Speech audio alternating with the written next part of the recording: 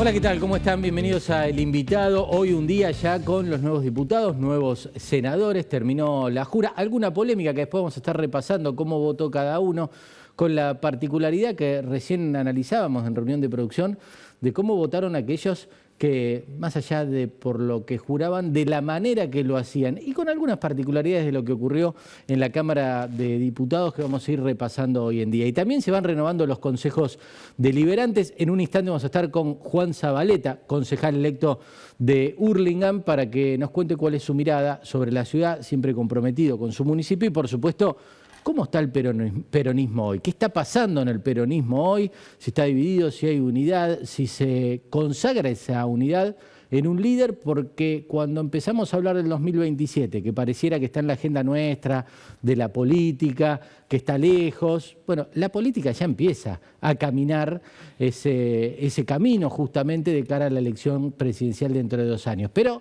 estamos a mitad de mandato de Milei, momento también de trazar un balance económico y va a estar con nosotros Cristian Folgar, economista, analizando qué está pasando hoy en día con la economía. Javi, ¿cómo va? ¿Cómo va? Sí, bueno, nuevos legisladores, otra vez, viejo Congreso con prácticas, perdón, nuevo Congreso con prácticas viejas, ¿viste? Porque el escándalo siempre es la moneda corriente. Y hablabas del peronismo, bueno, ayer se conoció, hoy se consolidó que perdió la primera minoría. Claro. Hablando de esta crisis o no que tiene el peronismo, esta interna o no, si se desata o no se desata. Bueno, hubo muchos gestos hoy que lo que sí muestran es que bien las cosas no están. Sí, sin dudas. Bueno, y también con algunos gestos en la legislatura bonaerense que siguen marcando esa interna. ¿Te acordás la frase de Mayra Mendoza, que ella había dicho, vamos a hacer una oposición constructiva? Y el propio Máximo Kirchner, pegadito a ella, no, che, loca, no loca en el buen sentido, quiero decir, ¿viste? No, somos lo mismo, somos el peronismo. Bueno, otra vez pareciera que no tanto, Mayra ¿no? Mendoza hoy hablando con Teresa García, vamos a verlo, también vamos a repasarlo. Parece ser que nadie, o le dieron esa letra para que vaya al conflicto o nadie la puede controlar. Y sigue la novela de Chiqui Tapia, también algunas particularidades del mundo del fútbol les vamos a traer. Juanchi, ¿cómo va? ¿Cómo andás? Hola, buenas noches. Mariano, Javier, ¿cómo están? ¿Bien? Bien. ¿Está en crisis el peronismo? Tiene un quilombo bárbaro. No es crisis, es un quilombo bárbaro. Un quilombo bárbaro y con una agenda muy lejana de lo que le pasa, no solamente al peronista, sino de lo que le pasa a la gente. A la gente. ¿Es patria sí, colonia no? O hablar de alquileres, ¿no? Y de ley de alquileres y de cómo llegar a fin de mes y cómo cuidar al vecino y cómo tener políticas proactivas que interpelen la cabeza de la gente, ¿no? Que no la está pasando bien. El gobierno de Milei y de la hermana no van a resolver el empleo en la Argentina, no es un plan económico que vaya a generar el empleo. Bueno, el gobierno dice que sí, porque se viene la modernización laboral y que eso va a generar puestos de trabajo. Están cerrando fábricas, cuando implosiona la matriz productiva en el conurbano y arranca desde el conurbano, los grandes centros urbanos, la gente se queda sin trabajo. ¿Qué me vienen a joder con esas cosas? Es cierto que hay que modificar la ley laboral, sí, claramente, en este mundo que vivimos, en este país, pero no pinta que pase eso. Bueno, el gobierno está viviendo un veranito después de la elección, a un mes y pico del triunfo que tuvieron. El triunfo, por poco, pero fue un triunfo. Y vive ese veranito, ahora viene la siesta del país. Sí, claro, fue un triunfo. Y ahora viene la siesta del país, enero y febrero, y hay que ver cuando arranquen las clases en marzo, a ver qué pasa, ¿no? Cómo está todo. Pero vos ves que el escenario económico se va complicando. Sí. Digo, los despidos son reales, esto es innegable, hay fábricas que la están pasando mal y que están cerrando. Sí, se va a complicar porque no lo va a resolver el mercado financiero, el problema de un laburante, lo tiene que resolver el Estado. El Estado bobo que nosotros representamos, no. El Estado monotributista, tampoco. Ahora, la ausencia de un gobierno que no entiende que tiene que haber médicos pagos en los hospitales, más universidades, sostener la educación pública, eso lo tiene que entender y no pinta que lo entienda, pero bueno, siempre digo esto, Javier, ¿no? La sociedad mira todavía mucho más por el espejo retrovisor hacia atrás que por el parabrisas hacia adelante. Ya te dejo, Javi, pero una sola. El diagnóstico que haces está bien. ¿Y el peronismo puede resolver eso? ¿Acaso hoy somos un quilombo? Hoy no pinta. Hoy no pinta. Hay que construir un liderazgo y la verdad es que cuando aparece el nuevo liderazgo está claro que el 7 de septiembre marca marcó una referencia electoral. Digo, el gobierno ganó en octubre, en septiembre el gobernador decide desdoblar, se ganó bien, ganó el gobernador, ganaron los intendentes. Bueno, me parece que ahí hay que dar un saltito. Ese es un título, ganó el gobernador y ganaron los intendentes. Claro, y hay que dar un saltito también en un esquema de renovación de hombres y mujeres que tienen capacidad de gestión local, que tienen que empezar a discutir los temas provinciales, los temas nacionales, que hay que animarse y después se verá cuál es la metodología. ¿Será la paso? Seguramente. ¿Hay que cuestionar la boleta única de papel? No. No se la agarren con eso, déjense joder. Yo vi que vos la destacaste. Déjense joder con eso, déjense de imprimir millones y millones de boletas de papel. Está buena la boleta única. La gente tiene que votar bien. rápido y fácil y terminar con lo que nos pasa a los dirigentes. Cuando tenés el aparato podés, cuando tenés que enfrentar el aparato no podés y es muy complicado, ¿no? Pero aparte fundamentalmente, más allá de pensar en los dirigentes desde el punto de vista electoral y la metodología electoral, es pensar en la sociedad que tiene que ir a votar rápido y votar como quiere, ¿no? Ahora, antes de meternos en la interna peronista, me quedé con algo de lo que decís de que el gobierno, después de esta siesta de enero y febrero, vos crees o prevés que le puede empezar a pasar mal. Ahora, ¿no vimos ya dirigentes peronistas diciendo, comiendo pochoclo porque no llega Semana Santa, comiendo porque después en diciembre sí lo iba a complicar y la inflación no le iban a poder bajar, porque no iban a poder perforar el 4% de la inflación? ¿No viene siendo algo de pronósticos fracasados, entendiendo de que el gobierno por ahora le viene invocando al arco? Sí, pero las fábricas se están cerrando, el poder adquisitivo está por el piso, esa inflación que baja claramente no equilibra con lo que un laburante gana y cuesta comprar el kilo de carne y lo que cuesta el litro de leche y lo que cuesta el yogur para el pibe, que por ahí se privan de comprar el yogur. Yo voy al supermercado y sé lo que vale, o un quesito de rallar. Y en definitiva me parece que eso no se va a resolver. No, yo no soy obrero ni me voy a sentar en la playa. Citando a alguien que ni me voy a sentar en la playa. Pasa al revés. Pero ¿Por qué ganó el gobierno pero entonces, si todo está tan mal? Porque me parece que también que yo, cuando hablo de espejo retrovisor, tiene que ver con que una parte importante de la sociedad no quiere volver para atrás. Se hinchó mucho las pelotas del gobierno de Alberto y Cristina. ¿Está el kirchnerismo ahí, en ese espejo? Estamos todos, acá que nadie se haga el tonto, porque todos fuimos parte de algo que se hizo mal, que nació ganando una elección, juntando bandas y que después no la supo gobernar la Argentina.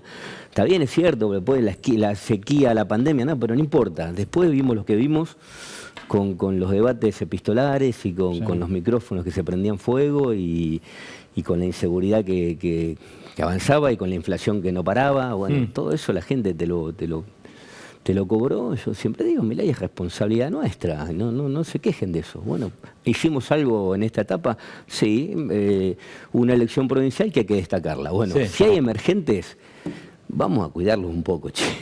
¿Y por qué le cuesta tanto a los intendentes? Vos que estuviste ahí, digo, ¿o por qué los ningunea el peronismo? ¿O cuál es la conclusión de que los intendentes, por ejemplo, no estuvieron representados en la lista de octubre después del triunfo contundente que obtuvieron la mayoría de ellos en septiembre? Porque tienen que entender que tienen que dejar de ser dirigentes basistas locales y que en algún momento, si vos pretendés discutir caminos de renovación en la política, generalmente tenés que subirte a un ring y ponerte un par de guantes, porque nadie te llama y te dice, vení, pasá. Esto es como decía Flaco Traverso, cuando corrías el equipo, decía, ahora pasá vos. Claro. ¿A qué pasá vos? Yo te quiero ganar. Claro. Nadie te va a venir a decir, pasá, te toca a vos.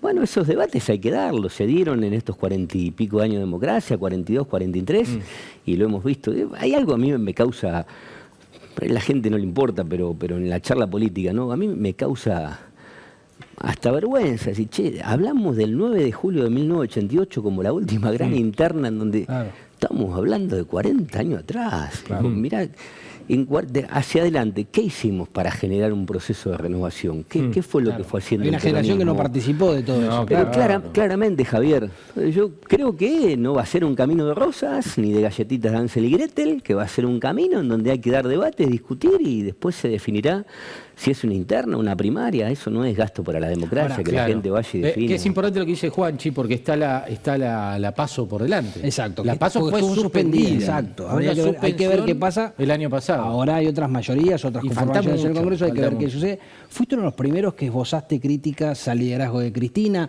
sobre todo el liderazgo de la Cámpora, el de Máximo Kirchner. Vos te dabas vuelta y en la combi no había nadie. Ahora de repente... Estaba en el asiento de atrás para no darme vuelta. Ahora cuando girás la cabeza empezás a ver más gente, ¿o no? Sí. Pareciera. Sí, sí, ahí. No, pero más allá de ver más gente, creo que yo me senté al asiento del fondo. Me parece que hay choferes para manejar ese colectivo. Claro. ¿Quiénes? A ver, El ¿quiénes gobernador son? es un buen chofer para ese Kicillof es colectivo. uno. Sí. Y algunos intendentes también serían buenos choferes para ese colectivo. Intendentes que se destacan por su capacidad de gestión, porque tienen municipios que son muy parecidos a provincias, en el conurbano. Y es lo que decía recién, bueno, nadie te va a dejar el lugar. Hay que ir pelearlo. Hay que ir pelearlo, no hay que, digo, ni siquiera sobre nadie. Pero esa pelea pasando es por arriba contra a la nadie. cámpora. Me parece que esa pelea, más que contra la cámpora, esa pelea es por la sociedad, por aquellos que todavía siguen confiando en un movimiento político que nació hace 80 años. Es por eso, es para discutir una ley de alquileres que la gente pueda pagar, es para poder tener médicos en los hospitales, Javier, para poder tener una política de seguridad con fondos y con recursos nacionales y provinciales que pueda acudir a la gente. Es por eso la pelea. Y la verdad que cuando das pelea y cuando discutís esas cosas, a muchos los vas dejando al costado, ¿viste? En el río Correntoso los vas dejando al costado. Porque no están acostumbrados a dar esa pelea también. Hay sectores que no dan esas peleas. Cuando yo te digo, es patria sí, colonia no, o una ley de alquileres que la gente pueda pagar, o una vivienda social, o un terreno, es por ahí el debate, no es muy difícil. ¿Quiénes los pueden dar? Y seguramente los pueden dar primero los intendentes que están todo el día en el cuerpo a cuerpo, en la cotidiana, en la trinchera, en el mostrador, recibiendo la demanda. Digo, la crisis que provoca el gobierno de Milei en su proceso económico, o las complicaciones en materia de inseguridad del gobierno provincial que las tiene, las recibe el intendente. Claro. Sí, es Las el recibe primero. intendente. Es el primero. Entonces, discutamos todo, discutamos la coparticipación de la provincia a los municipios, discutamos la ley de coparticipación a nivel nacional para que la provincia tenga los recursos que le corresponden. Empiecen a dar la discusión de abajo para arriba. Yo creo que la discusión ahora es de abajo para arriba y no es más de arriba para abajo. Ahora, en ese colectivo que se va llenando y Kicillof tendría el carnet de conducir habilitado, Sí. vos lo ves que lo tiene. No hay una barrera, La un categoría pozo. 5.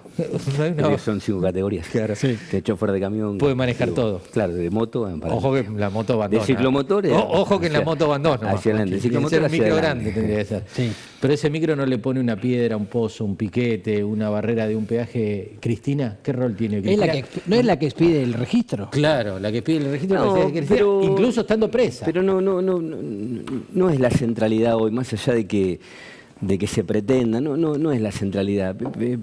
Insisto en esto, miremos así al costado y empecemos a mirar cada uno de los 45 millones de argentinos, de los Juan, pero no 200.000 lo habitantes de tienen los Burlingame. dirigentes No, como bueno, pero que todo lo- lo- si Hoy no la lo- mitad de los pero diputados- Juanchi, hoy en la jura el 80% si no lo juraron entienden, Cristina si no lo Libre. entienden, Yo creo que la bueno, mitad juró por Cristina pero bueno, Libre. pero hay un abismo entre muchos dirigentes y la sociedad. Ahí está. ¿Me creen eso? Sí, seguro. ¿Me creen claro. que hay un abismo? Por Sí, supuesto. claro. ¿Ustedes me creen que la queja de los intendentes y la elección de octubre también tuvo que ver Perdón, con una... ese abismo no está solo en el peronismo. en un montón No, de está bien, casos. pero estamos hablando del peronismo. peronismo. Pero digo, hay un abismo, sí, claramente, la Libertad Avanza es peor que el peronismo en los No candidatos sé, que en todos tiene. lados hay Pero lo una- que digo es, la discusión es la derrota. Bueno, tendría que haber habido representantes territoriales, claramente, pero bueno, se arman listas que desde el punto de vista metodológico van más hacia una estructura, una superestructura política que hacia la representación digo, clara de un intendente o de un distrito o de una sección electoral. En octubre salió bien, está claro que salió bien.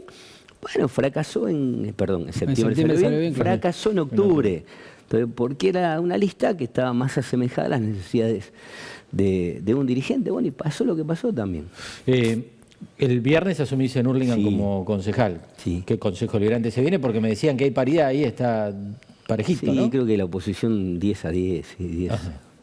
¿Y vos qué rol vas a tener en ese consejo? El de volver a estar representando a mi gente. Pero va a ser un Juanchi opositor, dialoguista, A oficialista. mí me parece que hay algo que tiene que ver con entender que en serio, tuve 2 años en mi taller, viviendo la cotidiana de la Mónica con el merendero, los chicos del barrio a la vuelta, los 2 kioscos de Cotorre de Mar al lado, la fábrica de termotanque atrás, que con las importaciones le está rompiendo la cabeza. Entonces yo veo la lógica de lo que le pasa a la gente. Bueno, en función de eso, esperemos poder interpelar desde el rol de concejal, a partir de la norma que maneja la vida o que tiende a resolver la vida de los vecinos de Burlingame de la mejor forma posible, discutiendo con todos. ¿Cómo ves esa gestión local? Para el que no lo sabe, Hurlingham lo gobierna la Cámpora. No voy a opinar no tengo ganas de opinar de eso. La Bueno, verdad que pero estoy como muy- concejal lo vas a Sí, hacer. bueno, pero lo voy a hacer como concejal. ¿Mm? Acá lo dije también, el peronismo tiene que volver a representar. Y se representa de abajo hacia arriba. Entonces, a mí no me deslumbran las luces malas del centro, de las butacas de la Cámara de Diputados, de la legislatura. Quisimos dar el debate que teníamos que dar y lo dimos a nivel local. Hicimos una elección que fue la mejor elección de Somos en toda la provincia de Buenos Aires. Sí. Así que a partir de eso, bueno, a representar y acompañar. Yo hace 42 años que milito en el peronismo, muchachos. Sí. Y acompañar claramente a dirigentes como Cato Podis, a dirigentes como Kichilov, a dirigentes que tienen ganas de... ¿Cato Podis es un buen discutir. candidato a gobernador? Me parece, Cato Podis, que no hay que pensar en el 27. Yo no me animo a hablar del 27 porque te van a pegar un bife en la calle. Donde decís el 27 te pegan un cachetazo y decís, ¿qué 27? Hay que pasar flaco? el verano. Me roban mañana acá a la Sí, vuelta. sí, Y vos me sí. hablás del 27 y el candidato a presidente no le importa a nadie. Total. No le importa a nadie. Algunos en Hurlingham te siguen pensando que sos intendente. La gente no está la cabeza de la sociedad no está ahí. Y la política ha dejado de interpretar a la cabeza de la sociedad, así que es un lindo desafío volver de concejal a hacerlo. Juanchi, ¿sos crítico de la gestión económica de Milei o del el modelo que encarna Milei?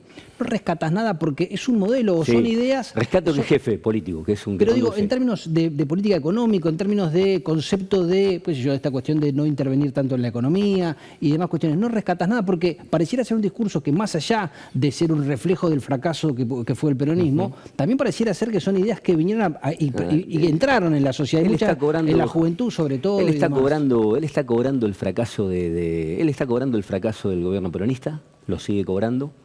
Los errores del gobierno de Alberto Fernández y de Cristina Fernández, él sigue cobrando eso. Está claro que interpela al pibe. Yo tengo a Juan Bautista de 14 años y un día me mostró la foto de Milei con Elon Musk. Pero digo, no es un fenómeno también ¿Para qué global. te pasó cuando viste esa No, vino foto? Bautista y me dijo, mirá, Milei con Elon Claro. Musk, papá Elon Musk. Y bueno, y está bien, y él logra interpelar, y aparte con su discurso, con su estilo. Digo, está bien, tiene un estilo. Yo, ¿qué pongo en valor de Milei? Que conduce el proceso. Que está al frente, que lo conduce, que no es bipolar, que no hay dos cabezas, que lo conduce. Por supuesto, no coincido en el 99%. Pero destacás que- ese liderazgo. Claro que... Cuando dijiste el jefe hablabas de Milei, no te lo digo ninguneando. No, Le dicen a no, Karina el de Milei. jefe, por Sí, eso. por supuesto, y un rol de su hermana, que eso también me hace un poco de ruido. Pero es un gobierno con muchas complicaciones también, ¿no? Internas y de cosas raras. Y económicamente, ¿hay algo que está clara tu postura, tu mirada y cuál es tu definición sobre lo que va a pasar en el futuro?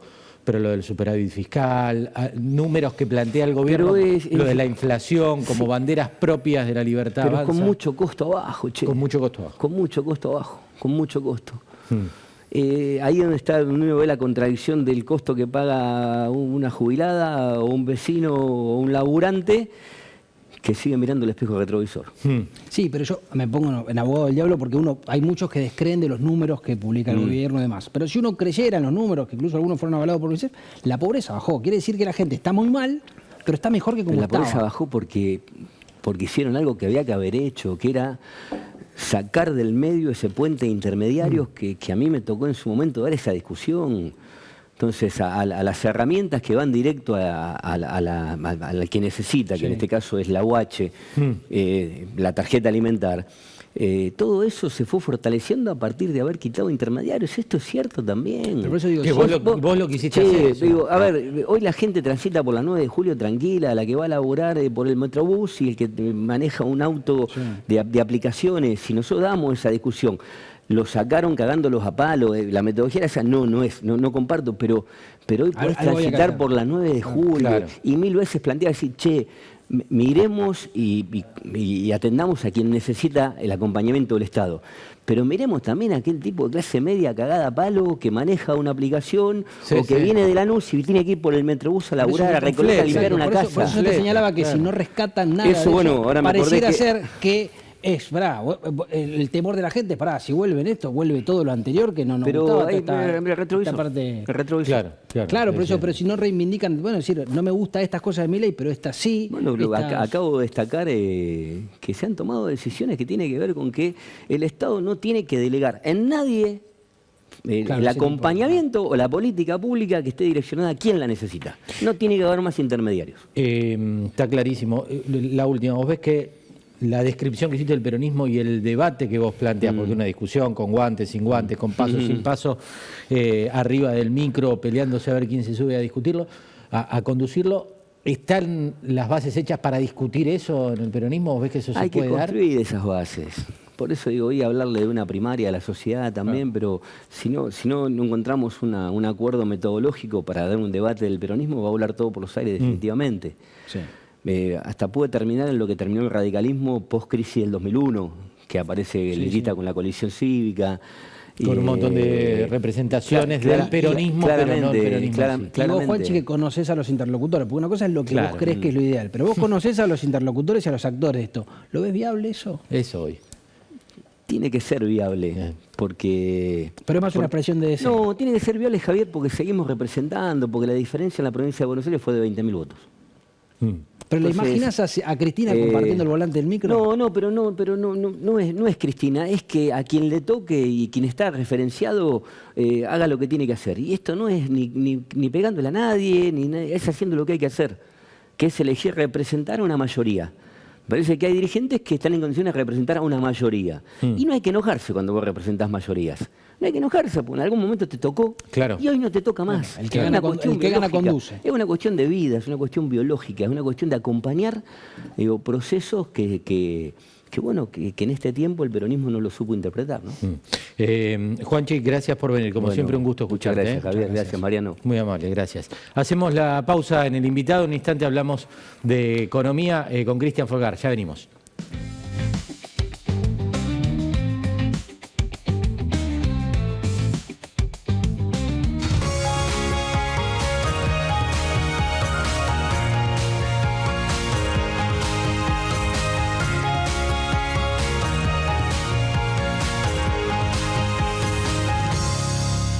Con tu tarjeta Soy Tigre, descuentos todo el año. Disfruta beneficios en gastronomía, indumentaria, spa, ópticas, productos para el hogar, peluquería, teatro, farmacias y mucho más. Tramitala fácil desde la app Tigre Municipio y empezá a aprovechar todos los beneficios de ser parte. Tigre Municipio. Telemedicina Lomas, la nueva plataforma virtual de salud para poder hacer consultas online de pediatría, medicina clínica y familiar. Ingresá a la web telemedicina.lomasdezamora.gov.ar. La mejor patrulla municipal de la provincia de Buenos Aires. El centro de monitoreo más moderno y tecnológico del país. Un punto seguro siempre cerca y una patrulla motorizada para defender a cada vecino del municipio. En Vicente López trabajamos todos los días para superarnos, porque tu seguridad y el orden en las calles es nuestra prioridad. Se sumaron 900 nuevos policías para aumentar el patrullaje en las calles. Se incorporó más tecnología con chalecos de última generación y armas Taser y Birna de baja letalidad. Además, hay más cámaras conectadas a los centros de monitoreo para que la ciudad sea cada vez más segura. Buenos Aires Ciudad. Hola, soy Diego Iturrieta, óptico contactólogo. Te invito a conocer mi óptica del talud. Acá vas a encontrar las mejores marcas al mejor precio. Si querés saber más, si querés saber sobre anteojos técnicos, anteojos deportivos, te dejo mis redes sociales. Encontranos en Alvarellos 2028 Martínez.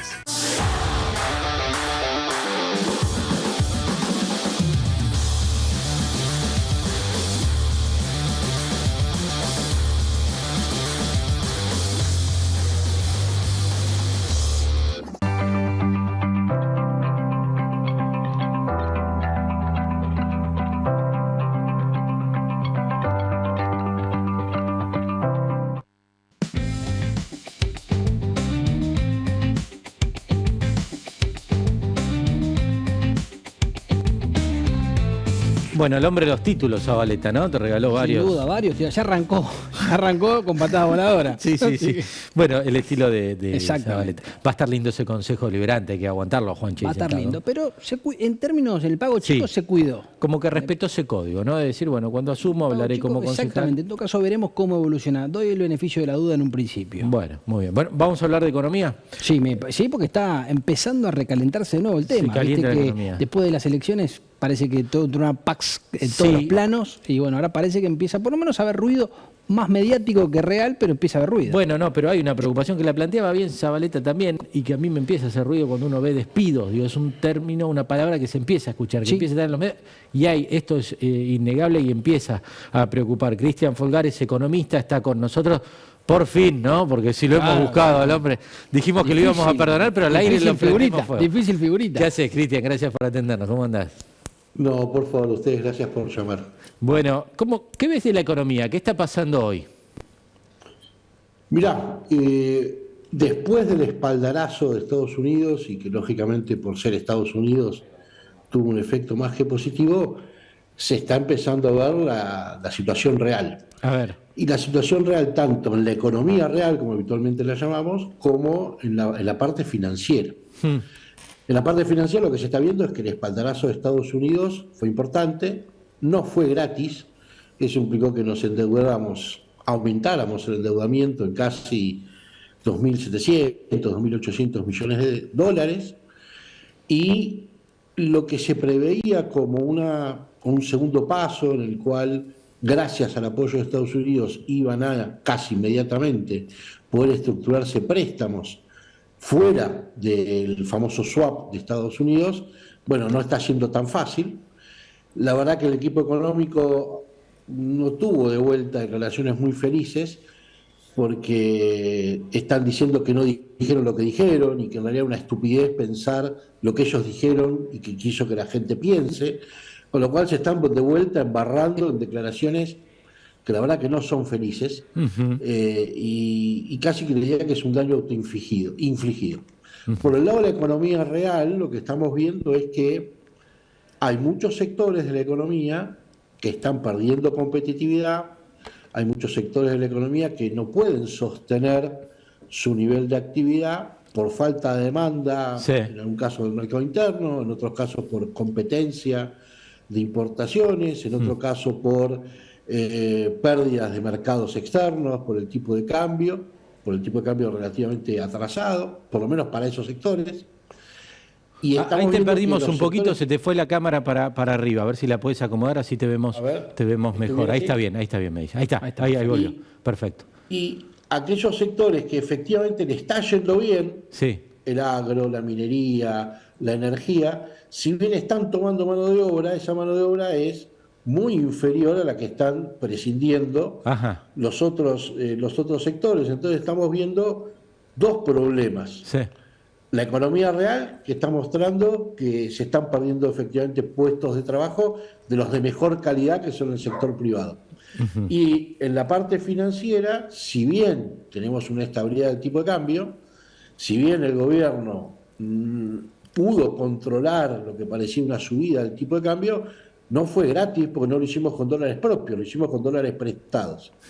Estamos entrando en enero, o estamos cerca de cambiar de año, y tenemos vencimientos de deuda que hasta ahora no vamos a poder cubrir con nuevos préstamos, sino que vamos a tener que echar mano a reservas del Banco Central o tomar más dólares del swap que nos dio Estados Unidos, que tiene una buena, como todo, podemos ver el vaso medio lleno o medio vacío.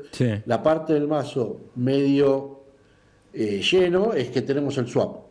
La parte del vaso medio vacío es que seguimos sin poder salir al mercado y que al mercado de manera voluntaria nos preste dinero, porque el apoyo de Estados Unidos es importante, es bienvenido, pero no sabemos siquiera si es el apoyo de Estados Unidos a Argentina o el apoyo de Trump a Milei y cuánto va a durar. Entonces el mercado, lógicamente, tiene un montón de dudas. Endeudarnos con Estados Unidos o ampliar el endeudamiento con Estados Unidos, por un lado es una buena señal, porque tenemos quien los preste, pero por otro lado es una mala señal, porque si lo hacemos con Estados Unidos es porque no salió bien la idea de generar confianza en el mercado y no nos están prestando voluntariamente el resto de los agentes, sino que nos están prestando por una cuestión geopolítica. Ahora, Cristian, hablaba, algunos del equipo económico dicen que son optimistas con que de acá a fin de año el riesgo país permitiría que salgan al mercado, pero corriendo esa que es hipotético y no se sabe qué es lo que puede pasar. Recién hablabas de la competitividad de algunos sectores con el tema del dólar atrasado y ya son varias las voces que vienen hablando o alertando otra vez en la Argentina de esta cuestión del dólar atrasado. ¿Por qué siempre el camino es la devaluación o se sugiere una devaluación? ¿Por qué no se puede ganar competitividad de otra manera? Bueno, en realidad yo te dividiría la respuesta en dos partes. Una cosa es tener el dólar genuinamente apreciado y otra cosa es tener un desequilibrio que lo estás cubriendo con deuda. El escenario en el que estamos nosotros es el segundo. Es decir, nosotros tenemos un tipo de cambio bajo, pero bajo artificial. ¿Por qué? Porque el gobierno lo está manteniendo solo porque tiene a Estados Unidos como prestamista de última instancia. Es decir, no lo estamos sosteniendo porque nuestro nivel de exportaciones es tan alto que nos permite generar una cantidad de dólares que al central le sobran más dólares que lo que quiere la demanda. Entonces baja el precio del dólar. Nosotros lo que estamos teniendo es un precio que no es de equilibrio. Yo estoy convencido que la competitividad no se hace devaluando. Digamos, yo creo firmemente en la idea de que la competitividad se hace ganando productividad. Y cuando hablo de productividad no me refiero a una planta en particular, a un sector en particular, me refiero a toda la economía. Claro. Porque en el mundo compiten sistemas económicos con sistemas económicos. No es una planta de fideos en el conurbano bonaerense que va a competir con una planta de fideos en Italia. Sí. Compite Argentina con Italia, y si nuestro sistema es mejor o peor que el de ellos, o nos va a ir bien o nos va a ir mal en función de nuestra productividad. Jugar con el tipo de cambio artificialmente para ganar competitividad no lo recomiendo. Pero no estamos en esa situación. Hoy lo que estamos en una situación es en la cual el tipo de cambio está retrasado, pero no está retrasado por cuestiones genuinas de nuestra economía. Está retrasado porque lo estamos endeudando. Pero no flota el tipo de cambio, como dice el equipo económico, dice, el dólar flota. Entre bandas, pero flota. Vos fíjate que el dólar no podía flotar entre bandas, y acá tenemos siempre está bueno mirar qué es lo que hizo el gobierno más de qué es lo que dicen los gobiernos. No lo digo por lo digo en general. Una semana antes del acuerdo con Estados Unidos, el gobierno acordó perdonar 1.500 millones de dólares para que las cerealeras o exportadoras agrícolas adelantaran dólares. Ese costo de perdonar 1.500 millones de dólares a cambio de un adelanto en meses de lo que se tendría que haber liquidado de cualquier manera, tiene un costo financiero altísimo. ¿Por qué hicimos eso? Porque no sabíamos que iba a venir Estados Unidos. Después vino Estados Unidos, y gracias que vino Estados Unidos, pasó lo que pasó, en especial el gobierno pudo controlar. ¿Qué significa controlar el mercado cambiario? Es que no se le fue el dólar por arriba de la banda. Con lo cual, ¿hoy el dólar flota?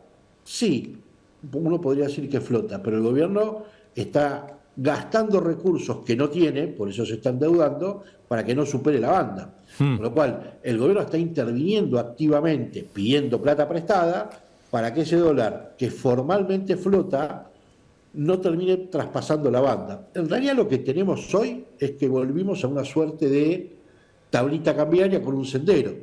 Claro. La que va evolucionando es la banda superior, y el gobierno va interviniendo para que el dólar no quiebre la banda superior y de esa manera transmitirle confianza al mercado.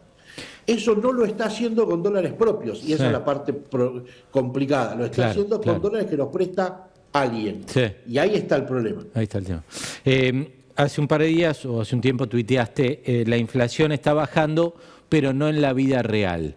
¿Qué quiere decir eso? Que muchas veces cuando vamos todavía sentimos que sigue aumentando los precios. ¿Qué quiere decir? Bueno, el problema que nosotros tenemos, en realidad tiene todas las sociedades. Lo que nosotros vemos es el índice de precios al consumidor. Que el índice de precios al consumidor es el que tomamos como proxy de la inflación. Les pongo un ejemplo. Si cambia el tipo de cambio y aumentan los bienes importados, el IPC va a aumentar. Sí. Pero no la inflación. ¿Por qué? Porque la inflación es cuando todos los bienes aumentan. La inflación es un proceso en donde en realidad, más que el aumento generalizado de precios, lo que vemos es la caída del valor de nuestra moneda. Entonces necesitamos más pesos para comprar un litro de leche, más pesos para comprar un kilo de carne, más pesos para comprar un kilo de pan, más pesos para comprar todo. ¿Por qué? Porque la que perdió valor es la moneda. Si hay un ajuste de precios relativos, no hay en realidad un aumento de la inflación, pero hay un aumento del IPC. Entonces, los precios pueden seguir aumentando, aunque el proceso inflacionario se esté calmando o estemos desinflacionando la economía. A su vez hay otro tema, que es el IPC es una canasta promedio, y el problema de las canastas promedios es que nadie consume la canasta promedio. No, claro. Uno está de un lado o está del otro. Entonces, por ejemplo, aquel que vive en la ciudad de Buenos Aires y consume muchos servicios públicos, tiene un índice de precios propio mayor que el índice de precios que calcula el INDEC. no porque el INDEC esté mintiendo, sino porque la canasta que usa el INDEC para calcular... Uno no consume todo lo que está en esa canasta. Sí, ahora más allá que eso sea cierto, no te traza un sendero, si el IPC da 20% y el otro mes da 10 y el otro da 5, y yo más o menos, más allá que viva en la provincia de Buenos Aires, que viva en la ciudad de Buenos Aires o que viva en Salta, y yo voy a sentir que los precios van acomodándose, o por lo menos no voy a sufrir ese salto tan marcado todos los meses. Seguro, y de hecho vos fíjate que en todo el país la gente está en términos de inflación mucho mejor que lo que estaba tiempo atrás, y hay un consenso generalizado de que la inflación, si bien no se terminó, si bien no acabó, ya no es el problema que era. Claro, hasta yo les diría que hoy, en términos sociales, la preocupación de los sectores medios bajos, es por el nivel de empleo, más que por la inflación. Mirá, hoy ya preocupa más mantener el trabajo que los precios. Claro, y ahí de vuelta tenés señales, si querés, que uno puede decir que son contrapuestas. Por un lado, los salarios formales del sector privado o están empatando o le están ganando al IPC. Entonces uno dice, bueno, se está recuperando capacidad de compra. Pero por el otro lado, el sector privado está empleando menos gente. Entonces, pongámoslo en términos de una familia. Papá, mamá, 2 menores. A lo mejor a papá le aumentaron el sueldo más que el ritmo del IPC, pero mamá perdió el trabajo. Claro. Entonces, ¿esa unidad familiar está mejor o está peor? El salario de papá está mejor, mamá no tiene salario. Y eso lo pueden extrapolar a otros grupos familiares donde, por ejemplo, los jóvenes estaban trabajando y a lo mejor perdieron horas de trabajo. Ahora que está tan de moda esto de las ¿cómo se llama?, de trabajos virtuales en aplicaciones, y eso va variando muchísimo también, y eso va variando el ingreso de un miembro de la familia. Entonces, hay que tener mucho cuidado cuando queremos extrapolar datos reales, que el sector formal está aumentando el salario por arriba del IPC, en muchos convenios de trabajo es cierto. Lo que pasa es que antes empleaban 100 personas, ahora emplean 88. Ahora, esas 12 personas que perdieron ingresos, es menos capacidad de consumo en la calle. Ahora, Cristian, yo no tengo claro el dato, pero hasta el último dato que recuerdo, la tasa de desempleo había subido relativamente poco, porque se especulaba que podía ser un problema el desempleo, que podía ser esta recuperación, esta estabilización económica, o este cambio de paradigma donde las empresas cierran las que no son competitivas y más, que podía haber en esta transición problemas de empleo en la Argentina, pero hasta ahora no se traduce en esa tasa de desempleo, que por lo menos no hay un aumento considerable de la misma. ¿Por qué se da este fenómeno? ¿Porque no se registra bien? ¿Porque te compensa, por otro lado, la creación de otro tipo de empleabilidad? ¿Cuál es el misterio de que ese problema que vemos en los diarios, de que cierra determinadas cosas, no lo vemos trasladado directamente en la tasa de desempleo? Bueno, cuando vos ves indicadores económicos y la tasa de desempleo es uno, lo que tenés que pensar es no solo lo que te dice, sino lo que no te dice. Para ser empleado en Argentina, cuando va al INDEC a hacer las estadísticas, para ser empleado en Argentina tenés que haber trabajado 1 hora la semana anterior. Si vos la semana anterior a la cual te van a hacer la muestra trabajaste 1 hora, para la estadística estás empleado. Claro. Con lo cual, lo que nosotros coloquialmente llamamos planes sociales, en donde la contraprestación a lo mejor es hacer tareas diarias de 3-4 horas, eso para la estadística del INDEC es un empleado.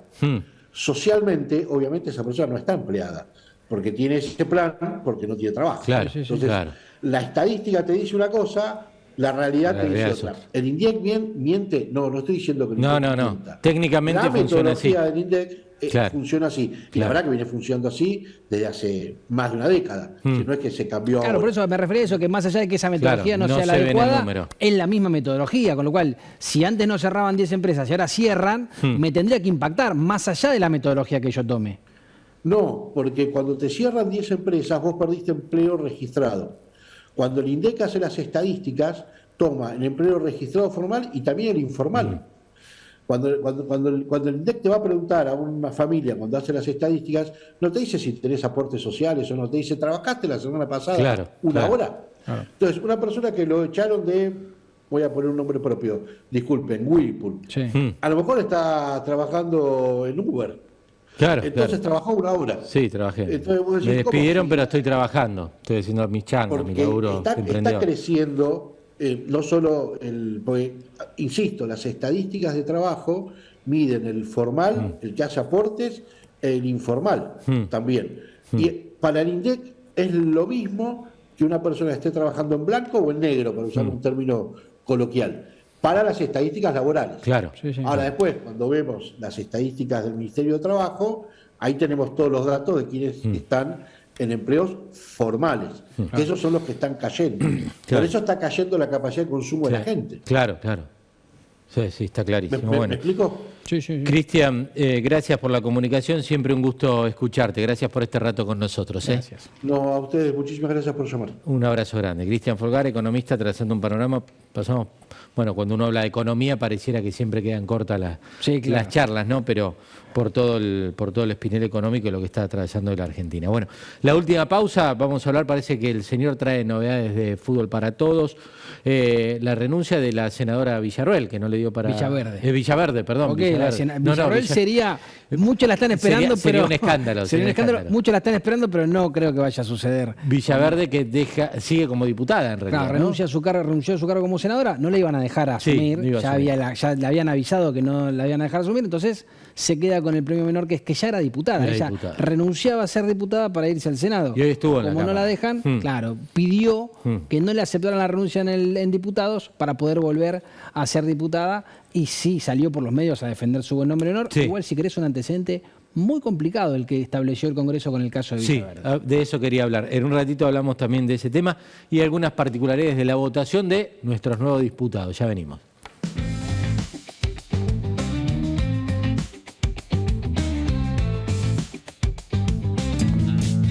¿Ya conocés nuestro portal Avellaneda?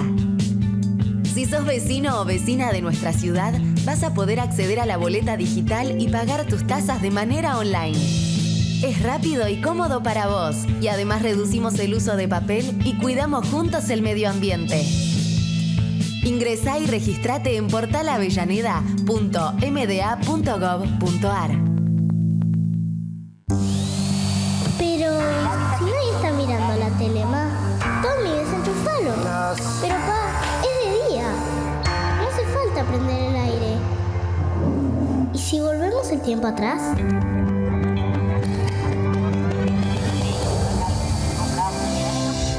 Sí. Pequeños cambios hacen una gran diferencia. Cuidar la energía. Sumate al consumo eficiente. Sumate al cuidado del planeta. Edenor. San Fernando, la ciudad que es nuestro orgullo, nuestro lugar en el mundo, la ciudad que amamos y no cambiamos por nada, cumpliendo más sueños, creando un futuro más lindo, siendo felices. Saludamos y abrazamos a todos los que somos parte de este gran hogar, una ciudad que se renueva cada día.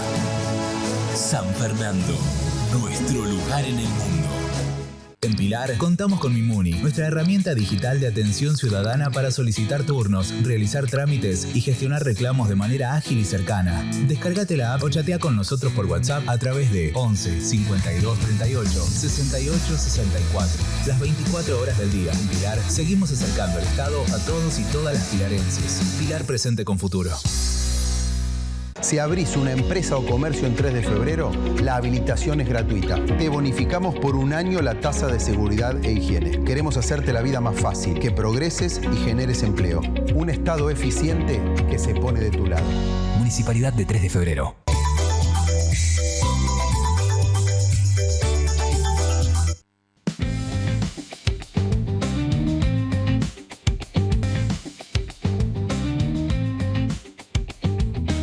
Bueno, día movidito en la Cámara de Diputados, muy entonces, muy activo. Sí, bueno, Martín Menem, lo que era un secreto a voces, ratificado nuevamente como presidente de la Cámara, ¿no? Era en primer minoría, mucho más confirmado, ¿no? Por supuesto. Y siendo primer minoría la Libertad Avanza, que rompe no sé cuántos años de control parlamentario del peronismo. Por lo menos, ¿no? del regreso a la democracia, me parece. Creo que sí. Seguro. Bueno, habrá que ver los años del radicalismo, pero... Creo que sí. Pero seguro que sí. Se terminaron de definir los cargos y algunas postales en algunas imágenes que podemos ir viendo y compartiendo. tejiendo. También generó cierta polémica la aparición de Mayra Mendoza. Bueno, esta es la llegada de Milei. Milei que estuvo, claro, fue el propio presidente de la Nación, fue a la asunción de los diputados. No es habitual esta situación. Fue el presidente, fue Karina, fue la primer plana del gobierno. Estaba Adorni, Santilli. Siempre juntos están, son como Nurieve. No se los puede ver separados. Por ahí un poquito escondido, muchos no lo vieron, estaba Lule Menem también. Mirá. Gran armador del espacio político también, ¿no? Bueno, otro de los triunfadores. Mirá qué grande quedó la bancada, ¿no? Cuando vos ves ahí, todos los que están parados y de pie. Bueno, ¿sabés la sensación que daba? Vos te acordás, yo tuve el recuerdo, o en la sesión de hoy, de cuando Macri iba al Congreso, un presidente no peronista, cómo se notaban mucho más los silbidos o los abucheos que los aplausos. Sin embargo, hoy pareció ser al revés, pareció ser que el kirchnerismo era el abucheado, estos juramentos que hacían tan raros recibían reprimendas o abucheos, y los locales parecían ser los de la Libertad Avanza. Todo un cambio de época, ¿no? Sí, mirá, este fue uno de los momentos más fuertes del día. Cuando al comenzar la sesión hubo algún grito contra el presidente y salió toda la bancada a defenderlo y a gritar. Ahí está. Muy, bueno, primera minoría, por primera vez en mucho tiempo. Una primera minoría, si querés, para que no se dejen llevar por el exitismo, rara, porque se logró, porque se bajaron algunos, por ejemplo, del bloque de Unión por la Patria de Catamarca, se bajaron 3, después se incorporó uno a la Libertad Avanza de otro lugar, pero los que se bajaron de Unión por la Patria, más allá de la propia interna, uno descontaría que van a seguir formando de ese conglomerado peronista. Ahora están haciendo su partido, algunos dicen que oportunistas para tener cosas en su provincia, para conseguir de acá a 2027 hay que pasar el invierno y demás, pero que después no es que linealmente hay que verlo con cuidado. Sí le sirve muchísimo a Libertad Avanza, es un cambio de época, pero no hay todavía una circunstancia de que ese bloque esté tan disminuido. Sí. Bueno, no sé si hay algún voto por ahí para ver cuando juró, perdón. A ver, el de Grabois, cuando juró Grabois, que era una de las figuras del día. Por su gesto, ¿no?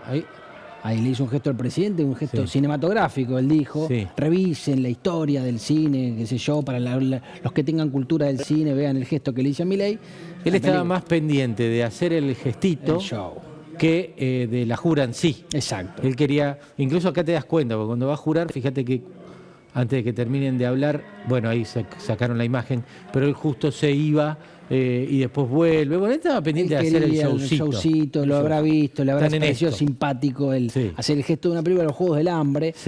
Pero no tiene nada que ver, no puede. Dicen que en un momento creo que hizo un gesto de un 3 o algo por el estilo. Sí, bueno, no es el 3, es el símbolo de la película de los Juegos del Hambre, que es una especie de 3, pero es un símbolo cinematográfico. Él después, aparte después las declaraciones de él, bastante infantil, un hombre que fue a recuperar tierras para plantar perejil, bueno, una más de un hombre que parece que tener el síndrome de Peter Pan, ¿no? Sí.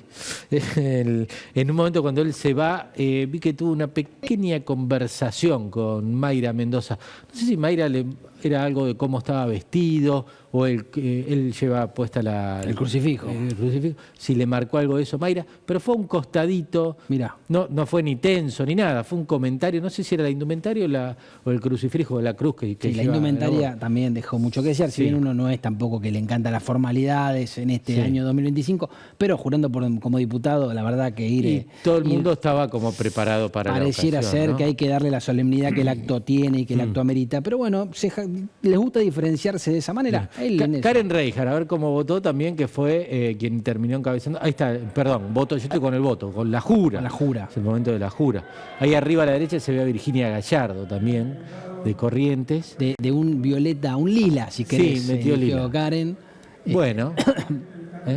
Se terminó haciendo largo, porque claro. Muy largo, porque aparte, claro, no es que todos dicen sí, juro, que es la fórmula constitucional. Se mandan cada Mira la cara de Karen. Ahí estuvo diciendo que un vole, ¿no? Y le dijo algo, ¿no? A